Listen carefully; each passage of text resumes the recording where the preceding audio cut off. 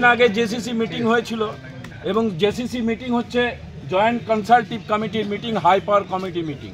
সেই মিটিংয়ে ডিসিশন হয়েছিল যেদিন থেকে প্যাচ চালু হবে সেদিন থেকে ওয়ার্কারের কোনো ফেসিলিটি কাটলমেন্ট হবে না, সানডে হলিডে। জেসিসিকে মান্যতা করা, অবমাননা করা, ডিরেসপেক্ট করা মানে হচ্ছে ইউনিয়নকে ডিরেসপেক্ট করা।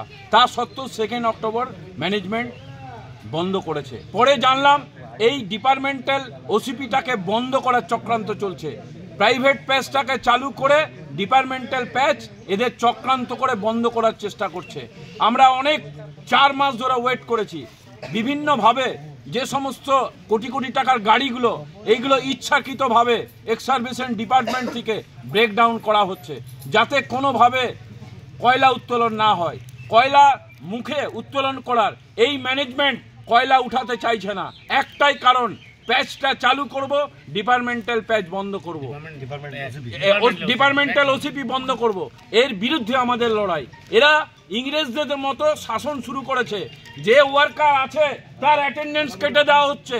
এটা ভেবে নিয়েছে যে আমাদের প্যাটার্নাল প্রপার্টি, কিন্তু এরা জানে না এটা রাষ্ট্রীয় সংস্থা, এর অংশীদার সবাই। এই রাষ্ট্রীয় সংস্থায় চাকর সবাই, কেউ বড় চাকর, কেউ ছোট চাকর। এরা ইললিগ্যাল ভাবে ওয়ার্কারের অ্যাটেন্ডেন্স কেটে দিচ্ছে। এর বিরুদ্ধে আমাদের লড়াই। আমাদের রক্তবিন্দু দিয়ে এই সিএল জামাত ওসিপিকে কোনোভাবেই বন্ধ হতে দেবো না। এরা বিজেপির দালাল। এদের চক্রান্ত করতে প্রাইভেট প্যাচটাকে চালু করে ফুল ফ্লেজে এই ডিপার্টমেন্টাল প্যাচ আমাদের সিএল জামাত ম্যানেজমেন্টের সঙ্গে কিছু কথা হয়েছে। ম্যানেজমেন্টের সঙ্গে অনেকবার কথা হয়েছে, চিঠি পর্যন্ত করেছি আমরা। ইউনিয়নের প্যাডে আমাদের সচিব আছে গৌতম পান্ডে, চিঠি করেছে বসার জন্য। এরা রাতের অন্ধকারে বিভিন্নভাবে কিছু চিঠি ইস্যু করেছে ইউনিয়নের সঙ্গে কোনো কনসাল্ট না করে। এখানে কত ওয়ার্কার আছে? এখানে প্রায় 400। এখন যদি আপনাদের কথা না মানে তাহলে আমরা বৃহত্তর আন্দোলনে যাব। নরেন চক্রবর্তী, হরেরাম সিং এর নেতৃত্বে বৃহত্তর আন্দোলনে যাব, কিন্তু এই ইংরেজদের মতো দাদাগিরি আমরা মানব না। আপনার পরিচয়? আমার পরিচয় হচ্ছে, আমি বর্তমানে area secretary, area JCC member Gour পাল।